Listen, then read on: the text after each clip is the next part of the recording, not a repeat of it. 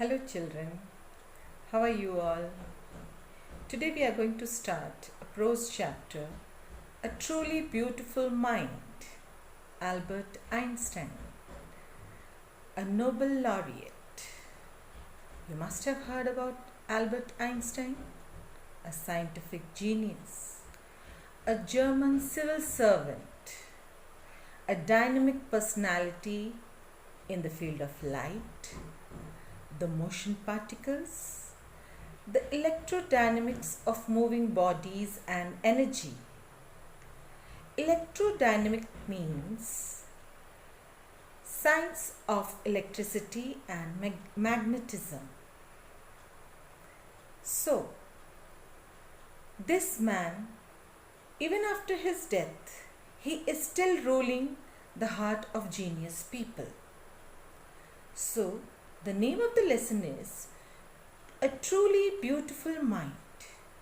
What do you mean by beautiful mind? A mind which is not only intelligent but also concerned for the welfare of people. A mind which spreads awareness for human welfare. Today you are seeing, so many beautiful minds coming up to create awareness of how to stay away from coronavirus. So that is called beautiful mind. When you think about your family properly, that is called a beautiful mind. So this Nobel laureate was a genius, was considered to be a genius. So what qualities does a genius have? A genius is highly intelligent, creative, innovative, and does something great for the human society. In this lesson, there are various messages. First, everyone is born with some potentials. We should never underestimate others or even ourselves. We should not discourage, we should encourage others. A child should be given freedom to express his views. Every child's talent will bloom if he is given free environment. And teachers play very important role in shaping the future of a child.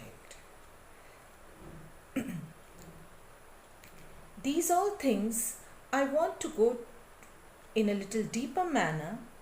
That is, we should not discourage anyone. Rather, we should groom others. We should encourage instead of giving negative remarks. We should develop the inner qualities of our children, and that we are trying our level best to do. A child should be given freedom to speak, should be given a space to express his views. May it be right, may it be wrong, because once he will express, then only he will come to know what is right and wrong. This will build his confidence. Children, if they are given free atmosphere, then they bloom. They grow up nicely, but if they are kept in a strict atmosphere, they become aggressive, they become revengeful, and talents can only bloom when we are giving them free environment. This lesson is a tight slap to some teachers who underestimated Albert Einstein, who discriminated him. Teachers play a very important role in the life of children. A teacher should not give form or give any negative remarks to the children, because this affects the personality of the child. So, I hope you will go through this message when I will be explaining you the chapter. Now, these are some word meanings which I have taken out. Personally, these meanings are not there in the book. So you can go through these meanings and write down in your note copy. And when you need the explanation, you can take help of it. So these are the word meanings which are not there given in the book. So let's begin with the chapter. I will be teaching you paragraph 1 to paragraph 5. So the first paragraph goes like this. Albert Einstein was born on 14th March 1879 in German city of Ulm without any indication that he was destined for greatness. On the contrary, his mother thought Albert was a freak. To her, his head seemed to be too large. Explanation. Albert Einstein was born on 14th March 1879 in German city of Ulm. This man, no one knew at that time, would be such a great personality one day, would be remembered even after his death. Mother, when he was a small boy, thought him to be freak because his head was unusually large in size, and because of that he was a bit bullied by some of his friends. Second paragraph. At the age of 2.5, Einstein still wasn't talking. When he finally did learn to speak, he uttered everything twice. Einstein did not know what to do with other children, and his playmates called him rather boring. So the youngster played by himself much of the time. He especially loved mechanical toys. Looking at his newborn sister Maja, he is said to have said, "Fine, but where are the wheels?" So this boy did not speak for 2.5 years. But when he started speaking after 2.5 years, he used to stutter. He used to repeat the words again and again. His companion did not play with him. Rather, they bullied him. They teased him. Brother boring. So he did not like to stay with his friends. He found pleasure in playing within himself. And then, one day, when he saw his newborn sister, he was so fond of playing with mechanical toys that he thought that every toy has a wheel. And when he saw his sister, he thought that this is also a toy. And then he in a childish manner, he asked his mother that where are her wheels? I don't find the wheels. So from this we understand that he was having a technical line. His brain was working technically. Then we come to the third paragraph. A headmaster once told his father that what Einstein chose as a profession wouldn't matter because he'll never make a success at anything. Einstein began learning to play the violin at the age of 6 because his mother wanted him to. He later became a gifted amateur violinist, maintaining this skill throughout his life. So, as I said you, that some of the teachers also underestimated him. Even the headmaster, he was not satisfied with his performance, his behavior, his looks. So, he discouraged him in front of his father that this person is not going to make success in his life. So, maybe the parents also thought that the headmaster was correct.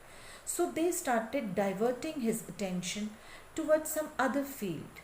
So mother engaged him in the field of music. So he took interest. He loved to play violin.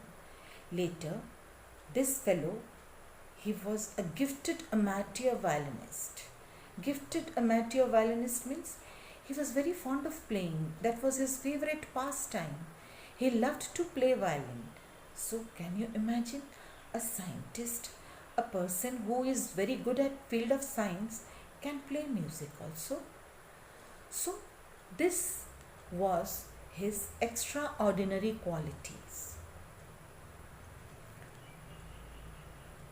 Now, the fourth paragraph. But Albert Einstein was not a bad pupil. He went to high school in Munich, where Einstein's family had moved when he was 15 months old, and scored good marks in almost every subject. Einstein hated the school's regimentation and often clashed with his teachers. At the age of 15, Einstein felt so stifled there that he left the school for good. So, he was admitted to the high school in Munich. He left that school at the age of 15, all because the regimentation, the rules and regulations in that school, he wasn't liking that. They were very strict. And then, it's not that he wasn't a good student. He worked very hard. He scored very good marks and he studied very well. He was a good pupil. He was underestimated earlier, but he proved to be a very good student. He scored very good marks, but he was always having clash with his teachers because his way of thinking was not matching with the teachers. And then he often had a clash with them. And due to the strict rules and regulations and the discipline rules, he was feeling suffocated there.